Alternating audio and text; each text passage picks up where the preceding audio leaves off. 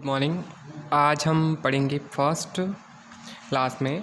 Subject है अपना हिंदी व्याकरण और पीरियड है आज का वो है सेकंड पीरियड। चैप्टर नंबर है थर्ड, तो इसका नाम है वर्ण संयोग, जिसे इंग्लिश में कहते हैं जॉइनिंग ऑफ लेटर। ओके, तो चलो स्टार्ट करते हैं। अपन ने जहाँ तक पढ़ा था उसके आगे से टॉपिक को लेते हैं।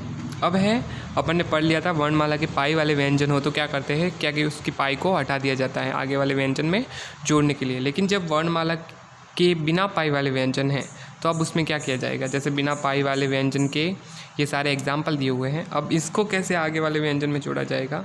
तो बिना पाई वाले व्यंजन को या तो सीधे मिला दिया जाता है या फिर उनके नीचे क्या लगा जाता है, हलंत, जो हलंत होता है ना, हल चिन्ह, वो लगा दिया जाता है। इसको हलंत चिन्ह पे कहते हैं। ओके, जैसे टट्टू, या फिर टट्टू को सीधा या तो ट के नीचे जोड़ के फिर ऊ की मात्रा, लट्टू में जैसे लट्टू इस तरह से, या फिर ट के नीचे हलंत लगाना पड़ता है। जैसे कद्दू, तो इसमें कद्दू में ये। ओके, ग में जैसे गद्ददा, ऐसे इसको गद्दा पढ़ते हैं, लेकिन इसमें सीधा इसको ज्वाइन कर सकते हैं या तो नीचे या फिर इसके नीचे हलंत चिन्ह को लगा सकते हैं। ओके, तो इस तरह से बिना पाई वाले जो व्यंजन हैं उनको व्यंजन के साथ जोड़ा जा सकता है।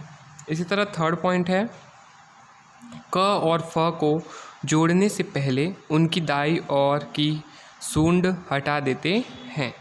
ओके, मतलब कि क और फ जो ऐसे व्यंजन है, इसमें अगर आपको आगे वाले व्यंजन में जोड़ना है तो इसमें जो इसकी सूंड होती है इस साइड की, वो हटा दी जाती है। ओके, तो चक्की, हफ्ता, चक्कर, मक्खी, मुक्त, ढक्कन, लकड़, मुफ्त, हफ्ता, मुजफ्फरनगर, गफ्फार। ओके, तो देखो इसमें फ क में देखो डिफरेंस, इसमें जो इधर वाली जिसकी सूंड थी वो हटा दी गई है। इसी तरह फोर्थ पॉइंट है हल चिन्ह, जिसे अपन हिंदी में हलंत चिन्ह कहते हैं। ओके, हल चिन्ह या हलंत को वर्णमाला में अलग से नहीं दिखाया जाता, क्योंकि इसका प्रयोग केवल व्यंजनों को स्वर रहित दिखाने के लिए किया जाता है।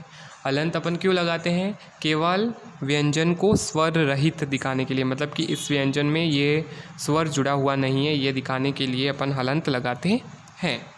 देखो इसमें स्वर युक्त वर्ण, स्वर युक्त मतलब इसमें स्वर जुड़ा हुआ है, तो देखो स्वर जुड़ा हुआ है तो इसमें हलंत नहीं लगा है। तो अगर आपको कोई वर्ण दिया हुआ है उसमें हलंत नहीं लगा हुआ है तो वो इसमें आपको समझना है कि वो स्वर युक्त वर्ण है, मतलब कि उसमें स्वर जुड़ा हुआ है। जैसे कि नीचे दिया हुआ है स्वर रहित वर्ण, तो उसमें देखो ये नीचे हलंत लगा है सबके, तो इसमें समझ लेना है कि ये स्वर रहित है और इसको आधे वर्ण के रूप में यूज़ किया जाएगा जब आगे नेक्स्ट अन्य व्यंजन में मिलाया जाएगा, और इसमें स्वर नहीं है। ओके, अब है वर्तनी, जैसे स्पेलिंग कहते हैं अपन इंग्लिश में। प्रत्येक शब्द कुछ वर्णों से मिलकर बनता है। शब्द रचना हेतु प्रयुक्त इन वर्णों को ही शब्द की वर्तनी कहते हैं। ओके, कि मतलब प्रत्येक शब्द होता है वो कुछ वर्णों से मिलकर बनता है। शब्द रचना हेतु प्रयुक्त इन वर्णों को, जो शब्द बनाने के लिए जो वर्ण यूज़ हो रहे हैं उन शब्दों को ही वर्तनी कहा जाता है। संयुक्त व्यंजन समान और असमान दोनों प्रकार के व्यंजनों के मेल से बनते हैं। ओके, तो अपना चैप्टर हुआ कंप्लीट। अब जो क्वेश्चन आंसर बचे हुए बाकी वाले वो देखते हैं। लिखा हुआ है थर्ड वाला, क का थर्ड, ड का यह रूप स्वर युक्त वर्ण है। मतलब जब अपन ड बोलते हैं तो देखो ड के नीचे हलंत लगा नहीं है, मतलब ये स्वर युक्त वर्ण है, तो इसमें आपको क्या करना है, राइट का निशान लगाना है। इसी तरह फोर्थ नंबर दिया हुआ है क्वेश्चन, उसमें देखो द का यह रूप स्वर रहित वर्ण है। स्वर रहित वर्ण कब होता है, जब इस चीज़ के नीचे हलंत लगा हुआ होता है, लेकिन इसमें हलंत नहीं लगा हुआ है तो ये क्या है, स्वर युक्त वर्ण है, तो इसलिए इसको अपन क्या कहेंगे, ये सेंटेंस गलत दिया हुआ है तो आपको क्रॉस करना है। इसी तरह ख में सेकंड नंबर, क को आधा करने के लिए क्या किया जाता है, क और फ एक ऐसे वर्ण हैं जिनको आधा करने के लिए अपन उसकी सूंड को हटाते हैं। ओके, तो इसमें पाई जोड़ दी जाती है या फिर उसकी सूंड हटा दी जाती है, या इस बिंदु पर उस पर बिंदु लगा दी जाती है। तो इसका जो सही आंसर है उसकी सूंड हटा दी जाती है। ओके, सेकेंड वाला। इसी तरह थर्ड है, बिना पाई वाले व्यंजन को आधा करने के लिए क्या किया जाता है, उनमें पाई जोड़ दी जाती है, उनमें कोई आधा व्यंजन जोड़ दिया जाता है, या फिर उसमें हलंत चिन्ह लगा दिया जाता है।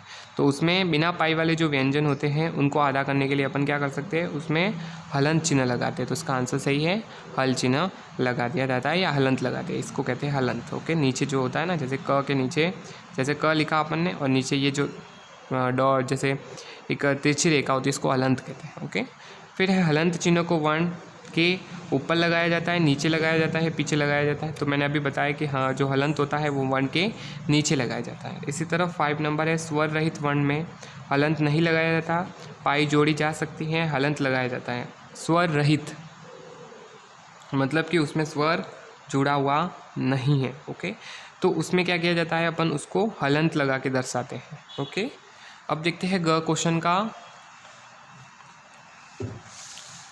थर्ड और फोर्थ है। तो पाई वाले व्यंजनों को अन्य व्यंजनों में किस प्रकार जोड़ा जाता है। तो पाई वाले व्यंजनों का प्रयोग करना है तो क्या करते हैं अपन, पीछे वाली जो पाई होती है वो हटा देते हैं, और जो क और फ शब्द हैं, क और फ का अन्य वर्णों से संयोग करने के लिए इसकी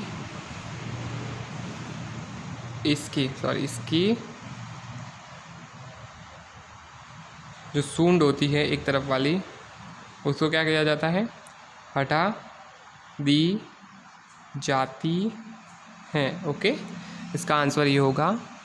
तो अपना चैप्टर कंप्लीट हुआ। आप अपने क्वेश्चन आंसर को नोट कर लें, आपको क्या क्या करना है। ओके, सॉरी, 1 मिनट, अपन ने ये थर्ड वाला क्वेश्चन कर लिया था फर्स्ट पीरियड में, लेकिन अब अपन सेकंड देखते हैं वापस। सेकंड अपन ने नहीं किया था।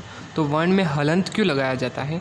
तो वर्ण में हलंत, अब मैंने पहले ही बताया था कि वर्ण में हलंत इसलिए लगाया जाता है कि व्यंजन को स्वर रहित दिखाने के लिए। अगर कोई व्यंजन है उसमें स्वर जुड़ा हुआ नहीं है, तो उसको अगर आपको दिखाना है कि इसमें स्वर नहीं है, तो इसके नीचे हलंत लगाते। तो इसका आंसर होगा व्यंजन वर्ण को स्वर रहित दिखाने के लिए हलंत लगाया जाता है। ओके, तो अब आप अपना नोट कर सकते हैं वर्क। प्रश्न क में 3, 4, प्रश्न ख का 2, 3, 4, 5 और प्रश्न ग का 2 और 4 आपको कंप्लीट करना है। ओके।